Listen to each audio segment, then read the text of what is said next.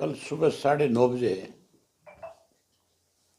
महामहिम उपराष्ट्रपति जी ओडा माता हरकी देवी जो एजुकेशन इंस्टीट्यूट है उसमें कन्वोकेशन के लिए, क्योंकि पिछले 4 वर्ष से कन्वोकेशन नहीं हुई थी, 2 साल तो कोरोना की वजह से रुके और 2 साल में कुछ परिस्थितियां इस किस्म की थी कि हमें उसको डिले करना पड़ा। माता हरकी देवी का फाउंडर होने के नाते और जननायक चौधरी देवीलाल विद्यापीठ जो है उसका चेयरमैन होने के नाते मैंने महामहिम से रिक्वेस्ट करी थी कि अगर आप आएंगे आकर के बच्चों को डिग्रियां प्रदान करेंगे तो उनका बहुत हौसला बढ़ेगा। ना केवल उनका हौसला बढ़ेगा बल्कि जो बच्चे पढ़ रहे हैं, जो एजुकेशन ले रहे हैं, वो भी आपके आने से बहुत कुछ सीखने का काम करेंगे।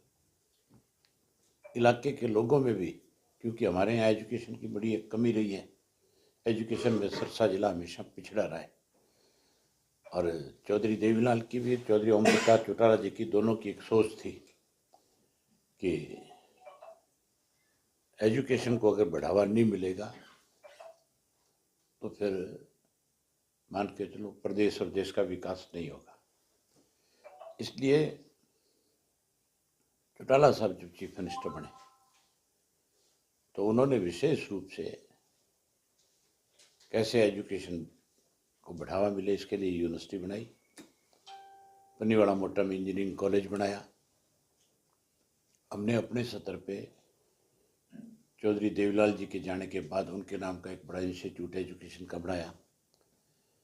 मेरी दादी श्रीमती हरकी देवी के नाम से ग्रामीण अंचल की बेटियों को पढ़ाई में असुविधा ना हो उनके लिए जहाँ ओडा में कॉलेज बनाया, वहीं हजारों बेटियां जो है हर साल वहाँ से डिग्री लेकर के जाती है, हर साल पढ़ने आती है।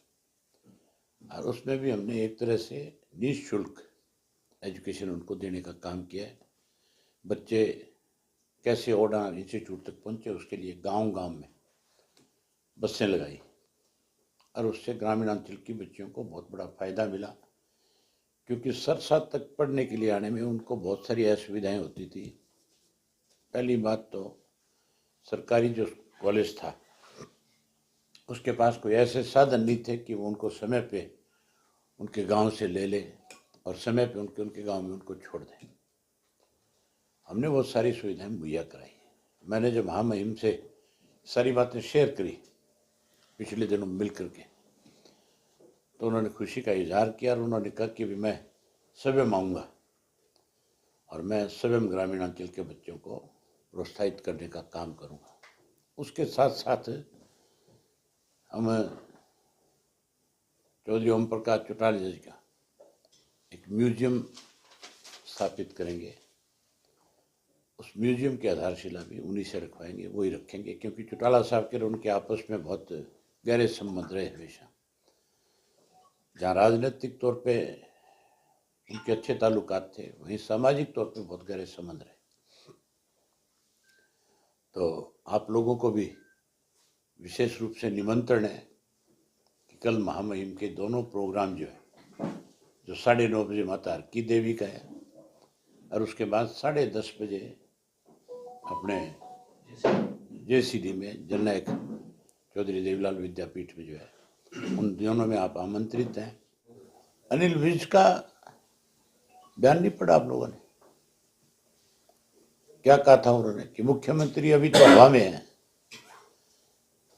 जिसका सीनियर मंत्री ये बात कहे कि मुख्यमंत्री हवा में है और उसे नीचे उतर करके लोगों से जानकारी लेनी चाहिए, तो फिर किसी और को इसके बारे में टिप्पणी करने की मेरे ख्याल से जरूरत नहीं है। सरकार में जो खुद का सीनियर मिनिस्टर है, जो नंबर 2 पे आता है, अगर वो ये इस तरह के आरोप लगाता है कि हम तो हवा में हैं अब तक, तो फिर 100 दिन हवा में निकाल दिए, काम कहाँ है? धरातल पे तो कुछ नहीं है। धरातल पे तो डबल इंजन ट्रिपल इंजन है। अब वो इंजन चलते किस चीज़ से हैं, उसमें कौन सा ईंधन डलता है, थोड़ा सा समय और निकलने तो फिर आपको बताएंगे। दो बार ओलावृष्टि हुई हरियाणा में। अभी ताजा 2 लाख एकड़ से ज्यादा का नुकसान हुआ है। मुख्यमंत्री ने ये कह दिया कि मैंने अधिकारियों को आदेश दे दिया और ये कह दिया 3 दिन के लिए पोर्टल खोलेंगे। उससे ये पूछो पोर्टल बनाई किस लिए, बंद क्यों है? पोर्टल हमेशा खुला रहना चाहिए। किसान को किसी भी किस्म की कभी भी कोई दिक्कत आती है, वो अपनी बात पोर्टल पे रखे, सरकार उसकी बात को देखे, उसकी बात को सुने, उसका समाधान करे। ये पोर्टल इसलिए थोड़े ही बनाए थे भी आप बना दो और उनको बंद करके छोड़ दो। 2 बार ओलावृष्टि हुई है। एक बार मुख्यमंत्री ने ये नहीं कहा। हमारे दोनों एमएलए 7 तारीख को जब सेशन शुरू होगा ये बात खुल करके पूछेंगे कि आपने मुआवजा राशि क्या तय की है और क्या मापदंड है आपके मुआवजा देने के, ये आप बताओ। हमने 12 कॉलिंग अटेंशन मोशन दिए हैं। मुझे लगता नहीं है कि सरकार अगर सीरियस तो होगी तो 12 के 12 पे चर्चा करें। कॉलिंग तब दिए जाते हैं जो महत्वपूर्ण बातें होती हैं, और हमारे अगर वो 12 के 12 लगेंगे तो हमारे दोनों एमएलए प्रदेश के लोगों की समस्याओं को बहुत जोर शोर से उठाने का काम करें। जैसे लोगों को आप अवैध डेयरी नहीं, अवैध कॉलोनियां देखो कितनी है।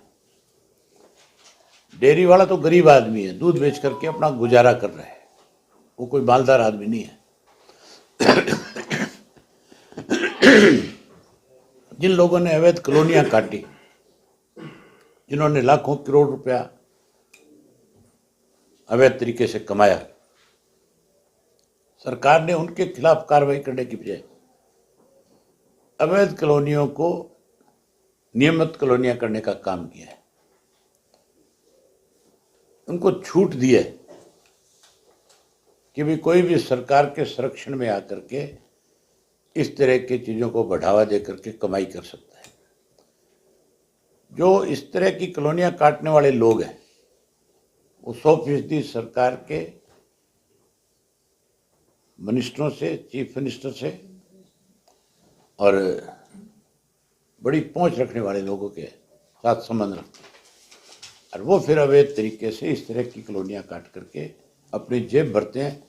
और लोगों को अवैध कॉलोनी से सबसे बड़ी दिक्कत क्या आती है, लोगों को प्लाट लेना तो मजबूरी है क्योंकि उसको सस्ता मिल जाता है, और वो चाहता है कि मैं भी शहर के अंदर रह करके अपने बच्चों को अच्छी शिक्षा प्रदान कर सकूं, मैं भी अपनी कोई रोजी रोटी ढंग से कमा सकूं। जमीनें घटती जा रही है, लेकिन उस अवैध कॉलोनी में उसको घर बनाने के बाद कितनी दिक्कत है ये देखने वाली बात है। ना सीवरेज है, ना पानी है, ना सड़क है, ना बिजली है, ना पार्क है, ना स्कूल है। सरकार उसको वैध कॉलोनी जो करती है वो भी ये मान के चलो उन्हीं लोगों की जेब पे डाका डाल करके करने का काम करती है। उनके दलाल हैं, वो दलाल फिर लोगों के पास जाते हैं, कहते हैं तुम इतना इतना पैसा दो, हम तुम्हें ये सारी सुविधाएं मुहैया करा देंगे, सरकार से इसको अवैध को नियमित करा देंगे। लुटेरों का राज है। पेपर लीक के लिए पूर्ण रूप से सरकार जिम्मेवार है। सरकार की बेकायदगियों, कमियों की वजह से ये सारी चीजें होती है।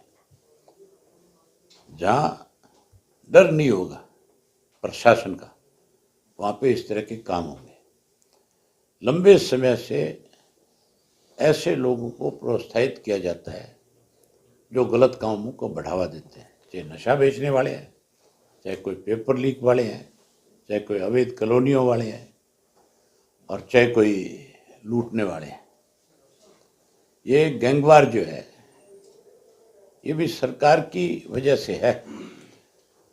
आप देखते नहीं, हमारे यमुनानगर जिला, कुरुक्षेत्र जिला, कैथल जिला, सिरसा जिला, ये जो इलाका था यहाँ कभी भी, करनाल जिला, यहाँ कभी किसी भी तरह की कोई गैंगवार नहीं थी, कोई किसी का मर्डर नहीं होता था। बहुत कम, मतलब इस तरह के इश्यूज थे जो सिर्फ और सिर्फ पारिवारिक तौर पे होते थे, जिनके या खेत के अड़ोसी पड़ोसी होते थे। वो जमीनों को लेकर के तो छोटे मोटे विवाद थे, लेकिन ये नहीं था कि किसी को टेलीफोन करके धमकी दे करके पैसा बटोरने का मामला था। अब सबसे ज्यादा चीफ मिनिस्टर कहाँ का है? कुरुक्षेत्र का है। पहले चीफ मिनिस्टर कहाँ का था? करनाल का था। वहां पे इस तरह की वारदात क्यों है?